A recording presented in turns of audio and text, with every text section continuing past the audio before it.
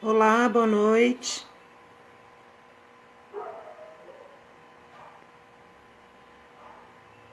Live por problemas técnicos, aguardando a doutora Kíria entrar na live com a gente. Boa noite. Ei, agora sim, doutora. Agora estou te ouvindo, Ellen. Nossa, eu não sei o que aconteceu, eu testei tudo aqui pelo Face, justo na hora para dar emoção nas nossas lives, não Nós tem jeito. tivemos um problema lá, eu não estava conseguindo ouvir e também não estava Isso. vendo as interações. Eu peço A gente vai se desculpas organizar para a aí. próxima. Vamos se arrumar aí os problemas técnicos. Eu queria dar Isso. boa noite, dizer que é um prazer recebê-la aqui na nossa primeira live. Doutora Kíria, que é uma parceira nossa e em todos os projetos que a gente tem. Boa noite, minha E, querida. e é Saudade de um você pessoalmente. também morrer, nem parece que moramos próximas, assim, na mesma cidade. Mas, assim, esse é um tema, doutora, que muito nos preocupa, né? Olhamos os noticiários e a gente vê cada vez mais o número de violência apontando aí essa problemática toda do isolamento. E aí eu falei, vamos conversar com a doutora, saber como é que anda a nossa região, se os casos têm aumentado, se a procura está tendo, porque a gente tem essa preocupação também, né? As mulheres isoladas com seus agressores, como que elas vão chegar até a delegacia e buscar essa ajuda. Aí eu queria que a senhora começasse falando um pouquinho da situação que a gente está vivendo aqui na nossa região esses dias. Tá bom. Primeiro, novamente é um prazer sempre. Eu e a Ellen, felizmente, estamos sempre juntas, com muita luta. Então, nesse Sim. isolamento, eu já mencionei aqui que estou morrendo de saudade dela, porque a gente está acostumada a ficar o tempo todo juntas, né? E estamos fisicamente separadas. É um prazer receber todos aqui. Rede de Mulheres do Cerro, obrigada também pela presença. Quando a gente vai falar sobre violência contra a mulher, a gente tem que lembrar sempre que os nossos números são sempre subestimados. Os números que a gente apresenta, sejam eles internacionais, nacionais, locais, são sempre inferiores na realidade. Isso significa vários casos de violência de todos os dias, sobre quais a gente nunca vai poder tomar providências, porque eles não vão chegar ao nosso conhecimento. A nossa tentativa, inclusive enquanto redes de mulheres, é no sentido de fazer com que as pessoas entendam a necessidade da tomada de providências. Então, antes da gente falar sobre números e comparar esses números com uma situação de normalidade, com uma situação de pandemia, a gente tem que pensar que eles sempre serão inferiores à realidade dos fatos. Mesmo sendo inferiores, os nossos números locais aqui, eles estão maiores do que na situação de normalidade. Para vocês terem uma ideia, lá na delegacia, nós costumamos receber aproximadamente um requerimento de medidas de proteção por dia. Nós recebido no mínimo 3 durante a pandemia.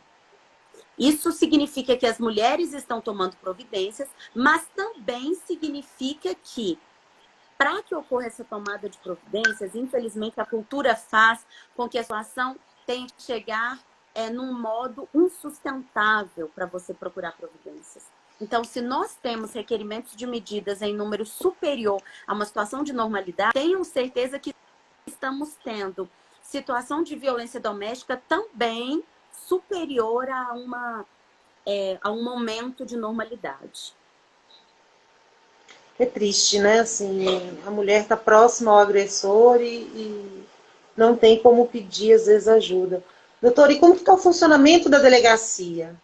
Ela continua, Oh, porque a gente perfeito. recebe muitas perguntas na página, nas nossas redes sociais, como que está o funcionamento, se ela está atuando normalmente, esse tipo de Sim, pergunta. a delegacia, ela não fechou em momento nenhum.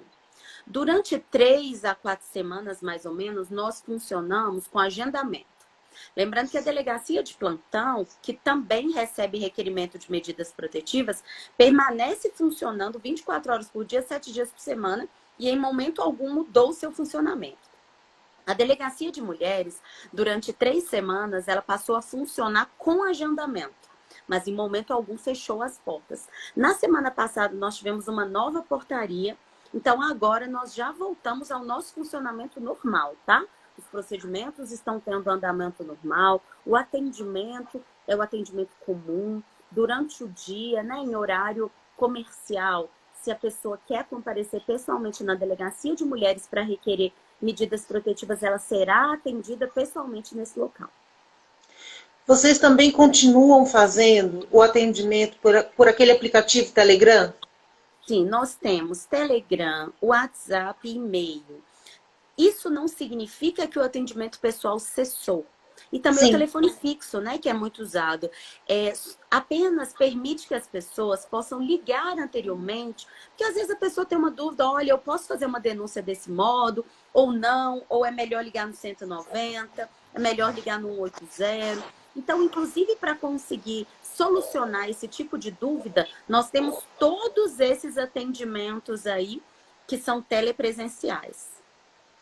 A senhora falou de ligar para o 190, né? Tirar essa dúvida. Uma outra dúvida que a gente vê muito é quando procurar a delegacia, quando ligar no 190, o 180, né? Qual a diferença desses números e quando acionar cada um deles? Olha, é importante essa pergunta porque as pessoas confundem. Isso tem a ver, inclusive, com a competência das duas polícias, né? Da Polícia Civil e da Polícia Militar. A Polícia Civil, ela é uma polícia por excelência investigativa. Então, ela age após o cometimento do fato, em regra. Então, se um fato está acontecendo nesse momento, por exemplo, olha, estou escutando a minha vizinha apanhar, ou sou eu mesma que estou numa situação de risco, consegui pegar o telefone, para quem que eu ligo? Precisa de uma intervenção imediata, existe agressor que pode e deve ser preso naquele momento em flagrante, você vai ligar no 190. Ligar no 180 nesse momento não adianta, porque o 180 ele faz um filtro por local, né? O atendimento ele é federal, então o atendimento 180 é em Brasília. A gente tem uns polos descentralizados, mas não é um polo aqui na nossa região que vai tomar providências nesse momento. Então, você liga no 180 quando há possibilidade e tempo, né, de o atendente verificar qual o local onde está acontecendo o fato.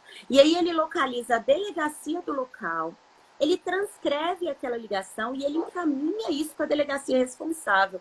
Então, não é um atendimento imediato. Ele não é tão rápido, né? Não é tão rápido. O atendimento do 180, assim como denúncia efetuada diretamente na Delegacia de Mulheres aqui em Diamantina, seja pelo telefone, seja pelo e-mail, seja pessoalmente, é para situações que não requerem uma prisão em flagrante naquele momento. É para a situação que permite ser investigada, que permite que as pessoas sejam identificadas, localizadas, posteriormente serão intimadas para prestar declarações. A vítima vai ser convidada a comparecer na delegacia para dar sua versão dos fatos, para fazer o requerimento de medidas protetivas. Então, são para situações não emergenciais. Para situações emergenciais, que a gente diz que exige um atendimento ostensivo, a ligação deve ser feita sempre para o 190. Então, se estiver acontecendo uma situação agora e eu quiser socorrer aquela mulher, é o 190. É o 190. Até porque, vamos lembrar que as delegacias de mulheres, a não ser nas capitais, elas não possuem plantão. Então, as delegacias funcionam no horário de atendimento comercial. A delegacia Diamantina funciona de 8h30 ao meio-dia, de 14h30 às 18h30. Pode ser feito requerimento de medidas protetivas, denúncias, esclarecimentos, o que as pessoas precisarem. Mas não é para situação emergencial. Então, situação emergencial, vamos ligar no 190. A gente está falando aqui do 190 e o 180, né? Que é o número nacional. Mas eu sempre gosto de frisar o número da delegacia também, que é o 3531-6650, né, doutora? 6650, isso. E-mail Eu, dean.diamantina@yahoo.com.br. doutora, uma outra pergunta que a gente tem, assim, normalmente a gente fala de violência contra a mulher, chega aqueles casos na mídia de descumprimento de medida protetiva e que, infelizmente, chega ao feminicídio, né? Então, a gente vê muitas mulheres falando, mulheres inclusive, né? De que adianta a medida protetiva? Porque ela tinha e acabou que, infelizmente, a mulher faleceu. Então, assim, mas o número de medidas protetivas que as DEANs, né, solicitam é muito maior do que essas medidas que a gente escuta que foram descumpridas. E eu queria que a senhora falasse um pouquinho disso, a importância da medida protetiva, né? O quanto ela salva realmente vidas, né? Eu vou falar assim, só esclarecer para Gilmar aqui. Gil, obrigada pela presença. Amanhã estaremos às 19 horas falando sobre combate à exploração. A rede de mulheres já tem um post, Gil. Você pode compartilhar, por favor, que faz essa diferenciação entre quando ligar no 190 e quando ligar no 180. A gente já tem. Agradecer também a doutora Daniela pela presença, a OAB Mulher aqui com a gente. Então, vejam. Super Muitas vezes parceiras as também, as pessoas... meninas. Sim. Muitas vezes as pessoas têm uma falsa ideia de que a medida protetiva ela não resolve a situação de violência. As pessoas têm essa falsa ideia porque veem algumas situações que a mulher pediu medida protetiva e que, infelizmente, essa medida não foi eficaz para a proteção dela. Ou seja, a gente vê nas mídias, inclusive nas redes sociais, né, situações em que a mulher tinha uma medida protetiva Sim. e o agressor descumpre essa medida e pratica contra ela um novo crime que, infelizmente, muitas vezes acaba com a vida dessa mulher. Isso não significa que a medida não é eficaz. Nós podemos falar aqui, eu estou falando de uma estatística apenas local, mencionei aqui que nós temos atualmente pelo menos 3 requerimentos de medidas. E aí, quando a gente vai verificar quais medidas foram descumpridas, felizmente é um contingente muito pequeno em relação às medidas que foram efetivamente cumpridas. De fato, nós não temos como garantir, não é só aqui em lugar nenhum do mundo, que aquele sujeito nunca vá descumprir a medida protetiva. Nem quando ele fica preso, porque ele não vai ficar preso indefinidamente. Em algum momento ele vai ser solto e pode vir a descumprir. Mas o contingente de medidas que é descumprido é inferior ao contingente de medidas que consegue sim colocar um fim ao ciclo de violência contra a mulher. Inclusive porque a gente precisa lembrar que a medida protetiva ela tem um objetivo específico e interessante que não acontece em outras violências, que é o objetivo de impedir a progressão, o crescimento da violência doméstica e familiar contra a mulher. Esse tipo de violência tem a característica específica de sempre crescer, progredir. Ela começa pequena, começa com limitação de condutas, começa com violência que é psicológica, com violência que é praticada através de constrangimentos, depois de difamação, de injúria, de xingamentos, passa pela ameaça até chegar na violência física. E essa violência física, ela não se inicia com 14 disparos, 15 facadas. Ela se inicia com um tapa no rosto, um puxão de cabelo, um empurrão. Posteriormente com socos, chutes. E ela vai crescendo ao longo do tempo. Se nada a impedir, ela inevitavelmente vai crescer. Então, a medida protetiva, ela tem o objetivo de colocar um fim nesse ciclo de violência, fazendo com que vítima e agressor permaneçam necessariamente separados. De modo com que, se esse agressor se aproximar, ele vai ser preso por descumprimento de medidas. Mas se ele cumprir a medida e não se aproximar, o processo de medidas protetivas se encerra aí. E em determinado momento, essa medida pode até ser arquivada sem sua manutenção. Ou seja, vimos que não é mais necessária, encerramos esse processo. Então, esse é o objetivo. Então, assim, a gente tem que deixar bem claro para a mulher que se ela está sofrendo uma violência psicológica, ela já pode entrar com o pedido de medida protetiva. A Né? violência, como eu disse aqui, especificamente a violência doméstica e familiar contra a mulher, vamos falar de um caso específico. Quando a gente tem, por exemplo, os famosos xingamentos, né? Sim. Vagabunda, puta, você não sabe do que eu sou capaz, começa uma pequena ameaça. Esse tipo de conduta, quando ele acontece num contexto doméstico e familiar contra a mulher, ele é muito diferente de acontecer num contexto, por exemplo, de duas vizinhas, de um vizinho, uma vizinha. Por quê? Porque aquela relação afetiva ali, ela foi construída em cima de determinadas bases, e essas bases são ratificadas pela cultura machista o tempo todo, que faz com que ela não pare naquele momento, ela não vai se exaurir ali. Lembrando, inclusive, do ciclo que, mesmo a violência psicológica, ela acontece, depois eu tenho um pedido de desculpas, um suposto arrependimento, Sim. uma vitimização do agressor em que ele se coloca como vítima, porque amo demais, porque você foi que me tirou do sério. E aí, isso depois alimenta uma nova violência que vai ser mais grave. Então, como nós temos essa violência que necessariamente vai crescer, há a necessidade de que na primeira violência se tome providências. E não espere um novo ciclo, não espere um arrependimento com sustentação da nova violência. Então, respondendo a sua pergunta, a pessoa vive uma situação que ainda está em uma violência que não é física, que é psicológica. Isso também é violência. Isso claramente também é violência. E a violência psicológica ela é tão grande e ela serve de sustentação e base para a violência física que vem depois, que muitas vezes os agravos decorrentes de uma violência física, essa mulher consegue curar com o tempo. De uma violência psicológica é muito mais difícil de você conseguir superar.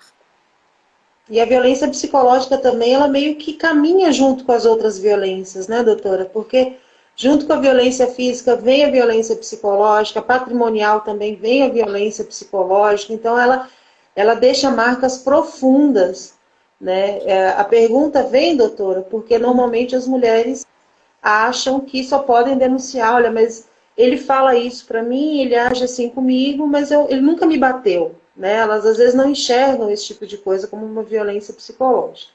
Nós tivemos uma pergunta aqui que pega o gancho da violência psicológica, se pode denunciar violência psicológica de vizinhos.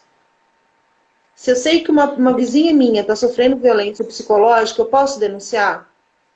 Bom, se ela está sofrendo a violência psicológica por parte do companheiro ou do marido, não é um vizinho praticando violência psicológica contra outro vizinho, que aí não se enquadra na situação de violência contra a mulher. Não, Aí a não. Se mulher eu foi sei que vítima. ela está sofrendo por parte do companheiro. Entendi. Se eu sei que ela está sofrendo, eu não só posso, como devo denunciar.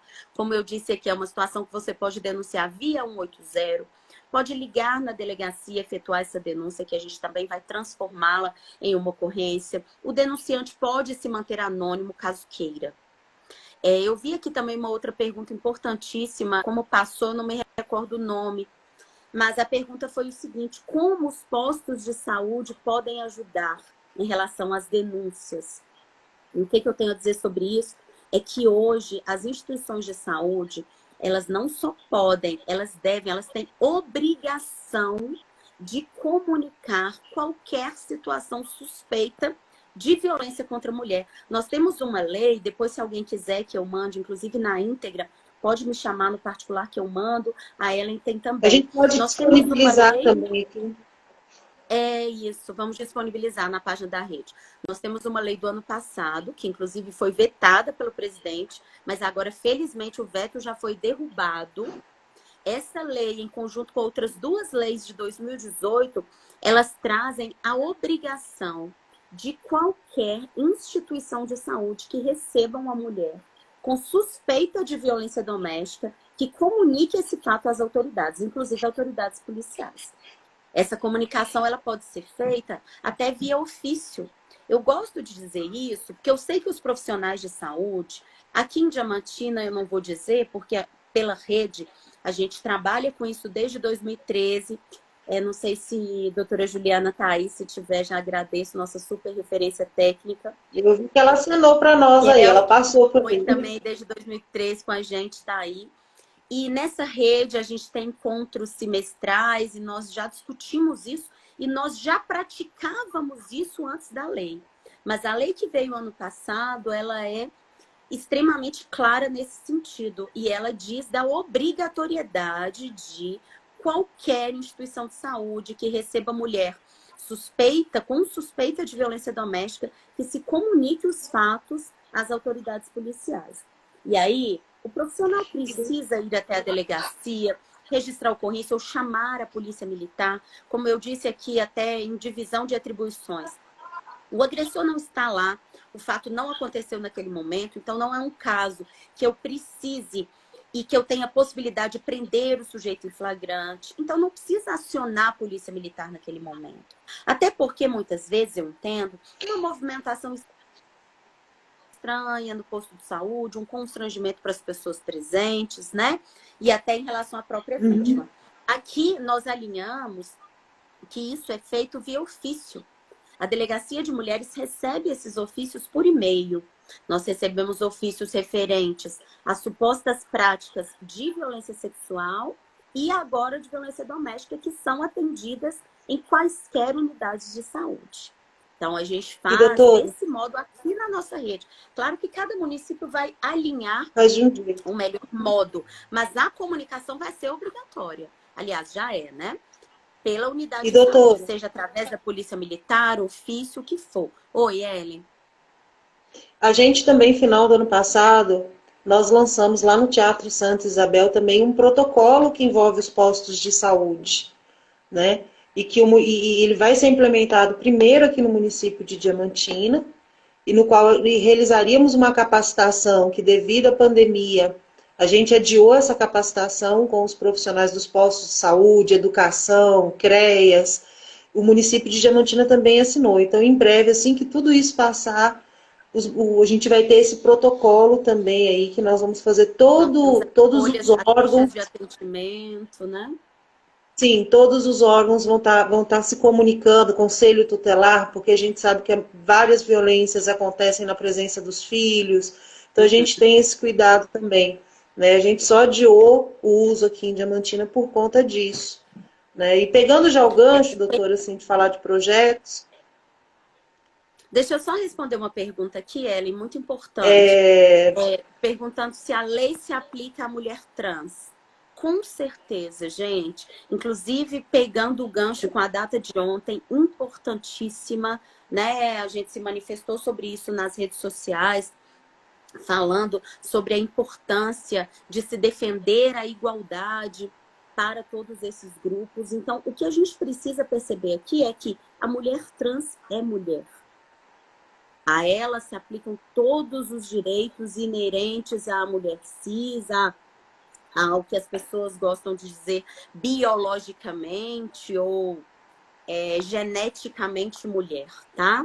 Mas a gente tem diversos julgados já nesse sentido. Eu volto a dizer que para mim cai naquela obviedade, né? Nem daria ser dito. Mas como é necessário dizer, e a gente infelizmente está no momento de encontrar muito obscurantismo e infelizmente pessoas lutando contra direitos já garantidos e concebidos de grupos minoritários, eu quero dizer que temos julgados para garantir isso, temos decretos. Em Minas, inclusive, nós temos decretos de 5 anos atrás. Na confecção do boletim de ocorrência, inclusive, deve constar o nome social da mulher trans, independentemente de ter feito ou não cirurgia.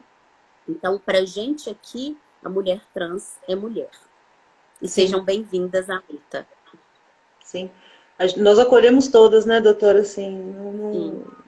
Eu vi uma pergunta que falou quando a mulher não se enxerga na violência psicológica, né?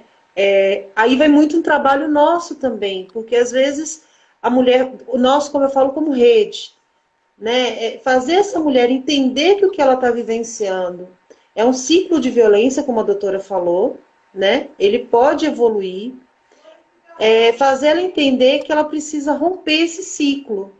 Então, nesse sentido, nós estamos colocando as nossas redes à disposição também, podem nos procurar.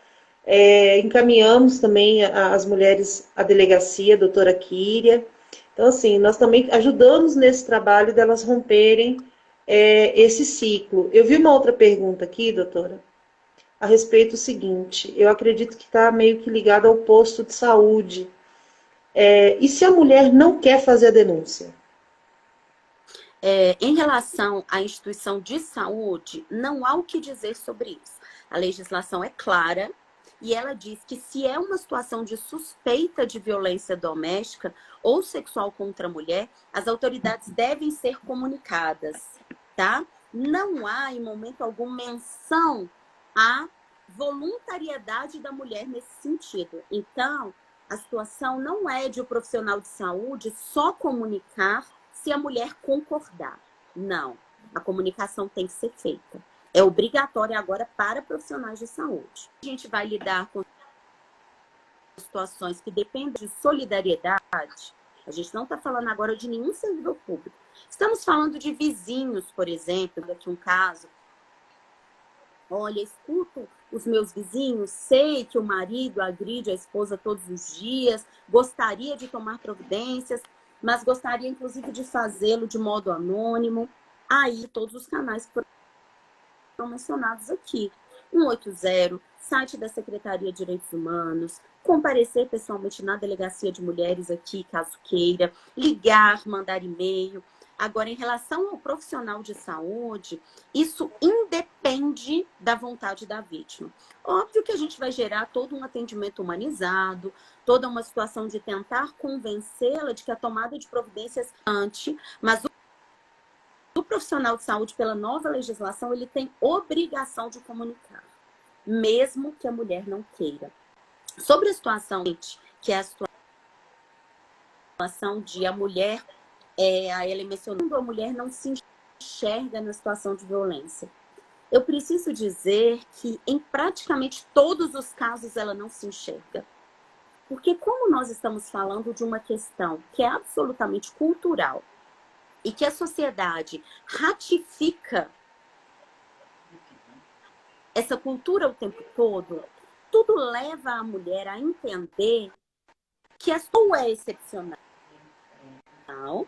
Ela pensa, a gente vive muito bem na maior parte do tempo, mas ele me agride no sábado à noite, mas ele me agride no domingo à noite, e esse espaçamento de tempo ele vai só diminuindo. E, ao mesmo tempo, quando ela tenta tomar providências, ela é impedida, seja por familiares, seja por amigos, seja por próprias instituições que ela procura, a própria delegacia, hospital, CREAS. Então, a mulher, ela vive um conflito o tempo todo. Um conflito, inclusive, que faz com que ela se culpabilize, com que ela pense que, olha, ele perdeu a noção nesse momento e me agrediu, mas foi por algo que eu fiz. Isso a sociedade diz disso quando pergunta qual era a roupa que usava, porque ela disse que sofreu uma violência sexual, quando pergunta se ela ingeriu álcool, quando pergunta qual é o passado dela antes de saber do que é uma violência que ela sofreu. Então, tudo isso faz com que a mulher tenha dúvidas sobre se de fato ela está sofrendo uma violência ou se de fato houve apenas uma troca de ofensas e uma troca de agressões e aquilo ali vai passar. Por isso a necessidade dos grupos de apoio, por isso a necessidade das redes de atendimento, por isso a necessidade de se buscar orientação e ajuda no primeiro episódio de violência. Então, isso é muito importante mesmo, porque é a partir daí que ela começa a romper esse ciclo, né, doutora? E não deixa isso agravar e ela não se culpa também, né? É como a doutora falou, olha, ele fez isso porque eu fiz tal coisa, né? Nada justifica uma violência, né? Quando a gente comentou do protocolo, eu ia comentar também uma notícia que eu comentei há poucos dias com a doutora Kíria. Eu vi a Daniela da OAB aqui na live, que é uma luta também que a gente tem, doutora, né? Há mais de 2 anos aí a gente estava buscando um atendimento jurídico para essa mulher vítima de violência, né? Porque a parte penal... Estamos buscando, né? Estávamos não, ainda estamos buscando. Não, eu falo estávamos pelo seguinte, porque a UENG tem um projeto hoje, que já está em fase também de implementação, que só não começou por causa da pandemia, né? Mas dentro do núcleo de assistência jurídica lá da UENG, aqui em Diamantina, vai ter um núcleo também especializado para essas mulheres. Então, logo que as aulas voltem, que volte à normalidade, a gente vai conseguir caminhar. Eu falo que a gente estava lutando por causa disso, né? Agora está na fase já de implementação. Quando estiverem... Digo isso não, porque há mais de 3 anos eu luto por isso, que seja, gente, o seguinte, a mulher que procura atendimento à mulher, ela precisa de um atendimento que seja multidisciplinar. O que eu quero dizer é, ela nos procura para narrar uma situação de violência, nós vamos resolver as questões criminais relacionadas àquilo, conseguir uma medida de proteção, buscar a punição do agressor, mas muitas vezes ela precisa também de medidas que em direito a gente chama de cíveis, que seria fazer um requerimento de pensão alimentícia para os filhos, que seria conseguir efetivar rapidamente a divisão de bens, porque muitas mulheres não saem de casa, que dependem economicamente do sujeito que as agride, e muitas, inclusive, já tentaram fazê-lo e desistiram, porque passaram por processos demorados, ela saiu de casa, ficou sem ter como se manter, mesmo tendo construído juntos diversos bens. Então, vejam, a Delegacia de Mulheres, em meu entendimento, ele deveria oferecer para essas mulheres um atendimento que fosse multidisciplinar. Veja, a delegacia vai lidar com as questões criminais, mas nós temos, seja parceria com a UENG, um modo de garantir que as suas questões cíveis também serão resolvidas nesse momento. Isso é um modo de tentar diminuir, inclusive, a revitimização dessa mulher, que precisa ainda hoje ficar correndo de instituição em instituição, cada hora tentando uma coisa, cada hora conseguindo recompor apenas um pouquinho da sua dignidade. Quer dizer, eu consigo puni-lo aqui, mas eu não tenho dinheiro para me manter ali, porque eu não consigo a divisão de bens, eu não consigo a separação, eu não consigo a definição em relação à guarda de filhos e a pensão alimentícia. Então, a luta, ela é para que esse atendimento passe a ser multidisciplinar e que a resposta, mesmo que judicial, seja também em âmbito multidisciplinar. A gente vai continuar lutando por isso.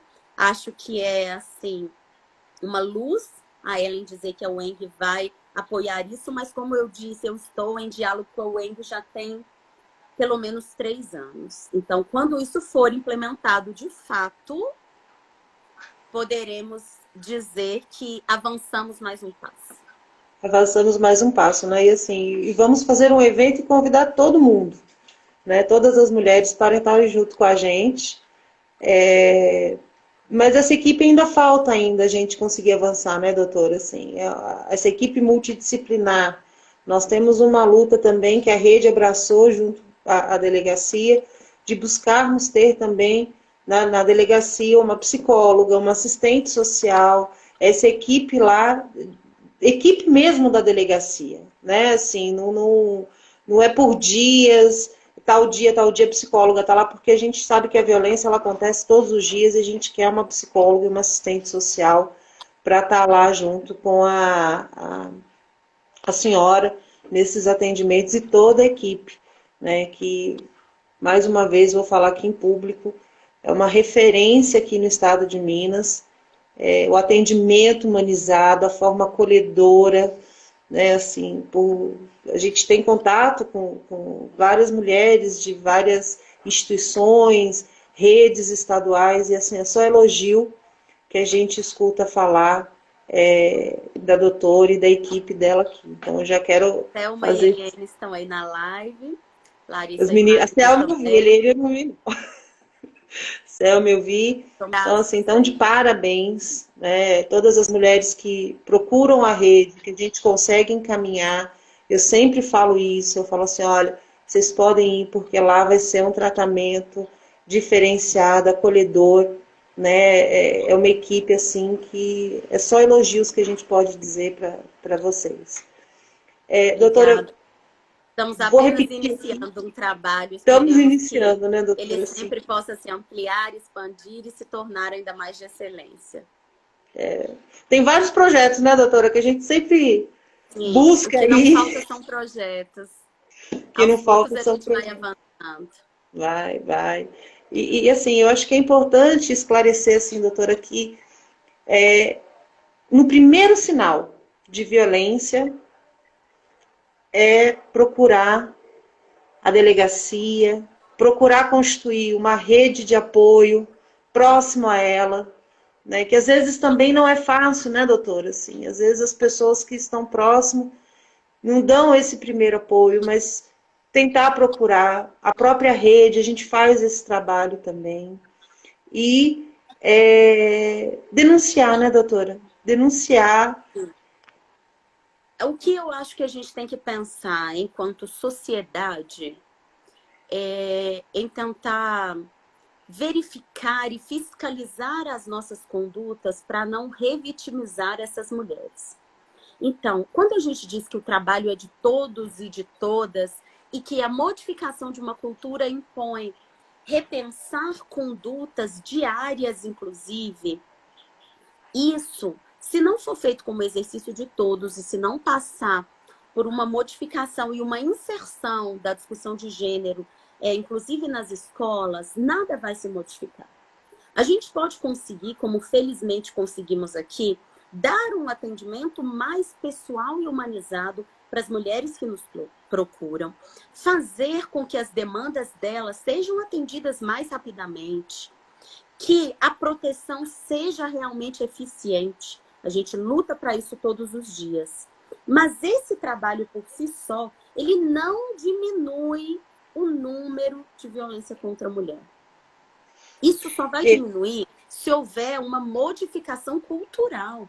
Então, quando a Ellen diz aqui que essa mulher, muitas vezes, ela não recebe o apoio das pessoas que estão próximas a ela, eu vou dizer que ela não recebe nunca. Todas as mulheres procuram, elas procurar, seja familiares, seja amigos, seja profissionais, colegas de trabalho, seja, como eu disse aqui, instituições, a própria polícia, ou o judiciário, ou defensoria, ou advocacia, o que seja, ela é sempre desestimulada. As condutas do agressor são o tempo todo ratificadas. Olha, você está dizendo de uma situação em que ele te agrediu com um tapa no rosto, mas ele é um excelente pai, mas ele arca com as despesas da casa. Vejam, ela é o tempo todo desestimulada a tomar providências. Tem aquele caso também, né? Às vezes ele bebeu demais.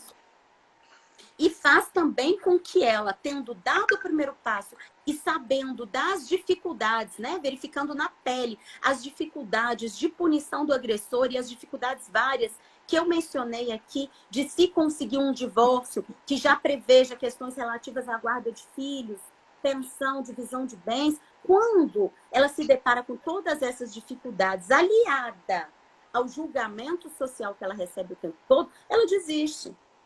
E aí isso gera um novo julgamento, porque aí as pessoas passam a dizer, veja, era mentira, porque ela desistiu. Ou veja, ela apanha, mas volta para o agressor. Aí, não só as instituições, como a sociedade passam, inclusive, a desacreditar essa mulher. Então, isso tem que gerar em todas as pessoas, ao menos, uma reflexão sobre o meu papel em tudo isso. Seja como mãe, ao educar principalmente meninos, seja enquanto professora, seja enquanto profissional de saúde que recebe situações todos os dias, que sabe que se enquadram em situações de violência doméstica e violência sexual e muitas vezes optam, agora de maneira ilegal, como eu mencionei, por não se envolver, que acontece também com escolas, que acontecem também com o serviço de assistência social, que acontece com a própria polícia. porque é cultural, como eu disse. Sim. Então, esse Doutora, tipo de manifestação tem que gerar pelo menos uma reflexão por parte de todo mundo. Oi, Ellen. a Raquel comentou aqui a respeito da Casa da Mulher, que a Casa da Mulher teria todos esses atendimentos multidisciplinares. O Vale do Jequitinhonha, de uma forma geral, ele não possui uma casa-abrigo, ele não possui uma casa da mulher. A única política pública que a gente tem no Vale voltada para a mulher é a Delegacia da Mulher aqui em Diamantina, né? Essa é uma briga que a gente tem, briga assim, no bom sentido, vamos dizer assim, né? Essa busca desse projeto por essa casa-abrigo, essa casa da mulher aqui na região.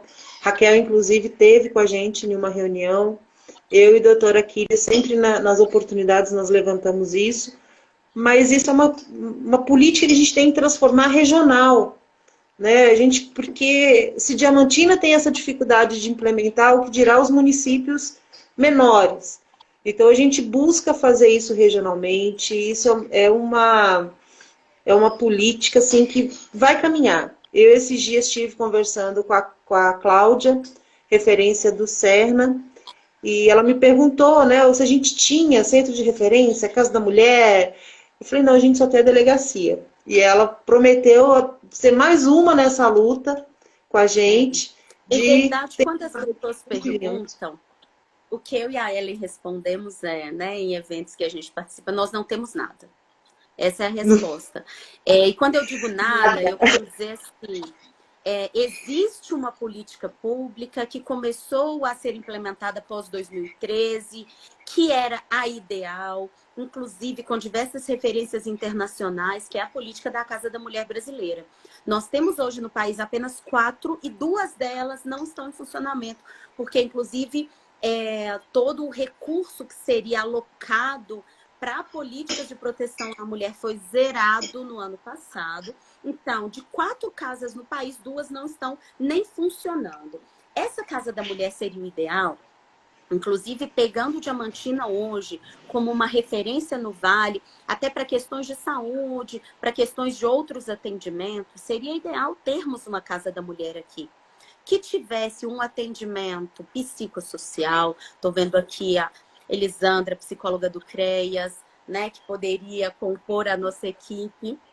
Então, o que eu gostaria de dizer é, nós precisamos lutar para ter aqui uma política pública que possa acolher de modo integral essas mulheres.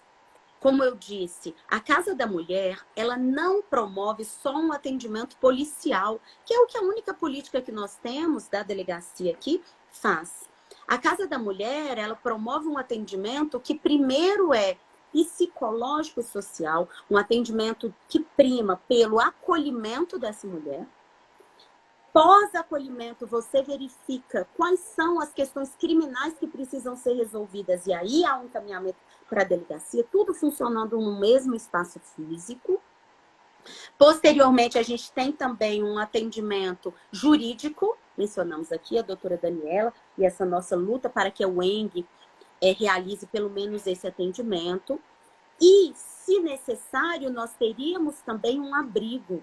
Nós não temos, no estado de Minas Gerais hoje, se nós precisarmos de um abrigo, nós vamos recorrer a Belo Horizonte ou Montes Claros, sendo que Belo Horizonte, uma das referências que nós temos, só atende mulheres que tenham sido vítimas de violência na região metropolitana de Belo Horizonte. Então, vejam a dificuldade também que a casa-abrigo... E Montes Claros também está assim, doutora. Em Montes Claros, ela é uma política intermediária. A casa-abrigo, ela tem que andar em conjunto com a eficácia criminais, com a eficácia das políticas cíveis, com outras políticas que possam, inclusive, reinserir a mulher no mercado de trabalho, com as questões judiciais cíveis que eu disse aqui, de se conseguir divisão de bens, pensão alimentícia.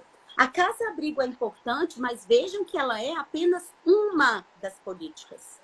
E que Sim. sozinha também não é solução. Nós precisamos da união de todas as políticas. A casa-abrigo também ela é temporária, né, doutora? É sempre temporária. Por isso eu disse, a casa-abrigo sozinha, ela não é a solução. Por quê? Porque a mulher fica na casa-abrigo 3 meses, 6 meses no máximo, vamos dizer, mas quando ela sai daquele local, ela precisa que as suas questões sejam de punição do agressor, questões cíveis, que houve requerimento judicial, como estabelecimento de uma pensão alimentícia, seja reinserção no mercado de trabalho, escola para as crianças, local para morar. Quando ela sai do abrigo, ela precisa que todas essas questões estejam resolvidas. Porque senão também ela vai sair de uma política assistencialista e vai ser jogada na rua. E vai para onde? Vai fazer o quê? Todas junto. Então, é sim necessária uma casa para acolhimento de mulheres em situação de violência, com seus filhos, do modo como for necessário, caso a caso, né? Porque cada caso é um caso. Existem situações que ela precisa sair e levar os filhos. Às vezes a gente tem situações de abrigo que não aceitam filhos. Como que a gente vai sair com essa mulher e ela vai deixar as crianças com o agressor? Então, todas as situações precisam ser avaliadas. Mas ela é, sim, importante, só que só funciona aliada a outras políticas públicas que sejam também eficazes. Não é? É por isso que eu falo assim, não é tão simples pegar a mulher e colocar em um abrigo. Primeiro porque a gente tem essa dificuldade de ter o abrigo, né? Porque normalmente eles pegam só regionalmente, e depois essa complexidade toda que a doutora expôs para nós. A Elisandra falou aqui do CREAS. O CREAS é um super parceiro, CREAS regional aqui do Alto Jequitinhonha. Estou vendo com a Elisandra também de fazermos uma live com as meninas do CREAS, explicar o funcionamento. E, doutora, qual recado a senhora quer deixar nesse momento de pandemia, nesse momento de aumento de violência? Qual recado a senhora quer deixar aqui?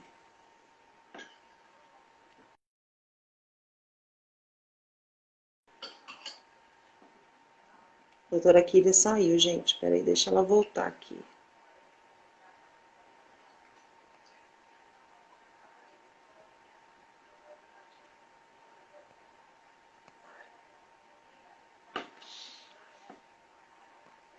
Gente, só vamos aguardar um pouquinho a doutora voltar, que ela deve ter caído.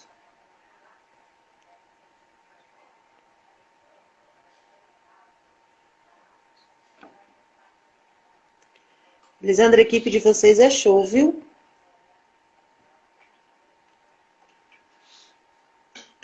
E é isso, gente, assim, é um pouquinho do nosso trabalho que a gente desenvolve aqui na região, das lutas que nós temos. Vamos estar fazendo uma série de lives agora, abordando vários temas. Esperamos ter todas. Vamos guardar a doutora Kília aqui voltar.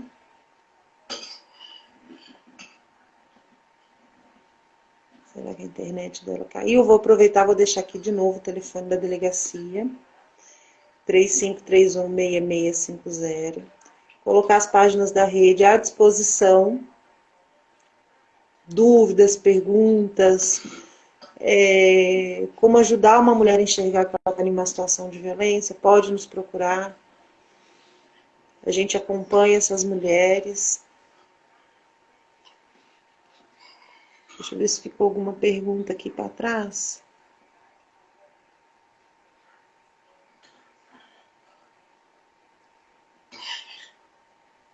Tem um projeto também aqui no município das oficinas com os agressores, e que virou lei também, está na legislação da Maria da Penha.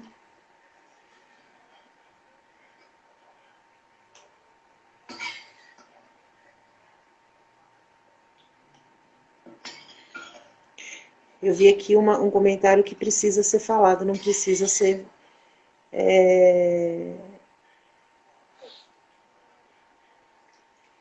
não precisa ser velado. Ele tem a rede, ela surgiu exatamente para falar e dar voz a todas essas mulheres que sempre foram silenciadas aqui na nossa região. A doutora Kília voltou.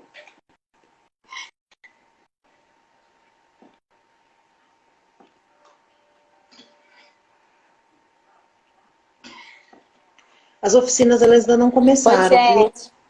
Ei, doutora. Peço desculpas, Ellen. A internet deve estar ruim. Internet em Caiu. Já Diamantina estamos de volta. é complicado.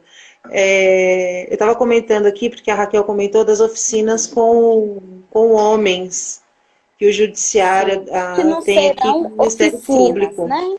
Em verdade, em verdade, é um projeto do judiciário que vai ser obrigatório para homens a quem foi imposta a medida protetiva. Isso. E que ainda também não tiveram início, acredito muito que por causa desse período de pandemia, eles têm um processo todo de, né, Sim, para a questão preparação. formal já estava praticamente resolvida, porque Sim, como não é, está sendo possível realizar aglomeração, o é, procedimento está suspenso, mas ele já está definido que isso vai isso. acontecer. Doutora, qual mensagem a senhora quer deixar? E desse tempo que aumenta a pandemia, né? Eu vi um comentário aqui também falando da questão que tem que ser falado, né? Não pode ser um assunto velado. A própria rede surgiu em uma revolta que nós tivemos, né? Dos 3 feminicídios que tivemos aqui na região. Então hoje nós procuramos, né? A doutora Kira é sempre muito parceira. A rede, nós atuamos nos 25 municípios. E a doutora, mesmo não sendo responsável, né, pela delegacia naquele município, ela sempre viaja com a gente, nós sempre estamos fazendo debates, tentando mudar a realidade dessas mulheres. Então, assim, a rede veio para dar voz a todas essas mulheres. Qual mensagem a senhora quer deixar aqui? Oi. Olha, eu quero dizer que essa, né, ainda é a primeira das lives que vamos fazer. Amanhã estarei Sim. no Face da Gilmara Paixão falando de um tema importantíssimo, que é o do combate à exploração sexual de crianças e adolescentes, que a gente chama atenção para isso no mês de maio. Na quinta-feira estarei com a Ellen e a professora Maria, super orgulho de dividir uma mesa virtual com ela, que é parceira fantástica. Convido todos vocês também, né, para os 3 momentos. E o que eu gostaria de dizer é que o que acontece com uma mulher que é vítima de violência doméstica, eu digo isso para todas as mulheres com quem tenho o privilégio de conversar pessoalmente após um episódio de violência. Isso pode acontecer com qualquer uma de nós. Todas nós estamos sujeitas a episódios que digam respeito à misoginia, no ambiente doméstico, no ambiente de trabalho. Então, por conta disso, nós precisamos reunir forças e lutar juntas. Seja qual for a situação, num primeiro episódio de violência, parceira, procura a instituição com a qual você tem ou julgue ter um vínculo de confiança, porque felizmente aqui, através da rede, se você procurar o CREA, seja municipal ou regional, se procurar a instituição de saúde, vai nós. E chegando, tenha certeza que todas as providências que puderem ser tomadas, serão tomadas do eficaz e no momento mais rápido possível. Eu quero dizer o que eu digo sempre, a delegacia e a Polícia Civil estão à disposição de todas. A gente diz que nunca esperamos nos encontrar num momento de necessidade, mas se isso acontecer, que você tenha confiança no nosso trabalho e nos procure para atendê-los.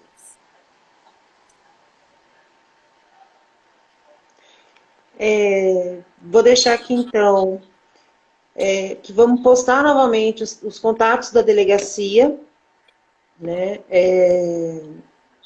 Vamos postar também a diferença do 190, 180, Delegacia da Mulher. Isso.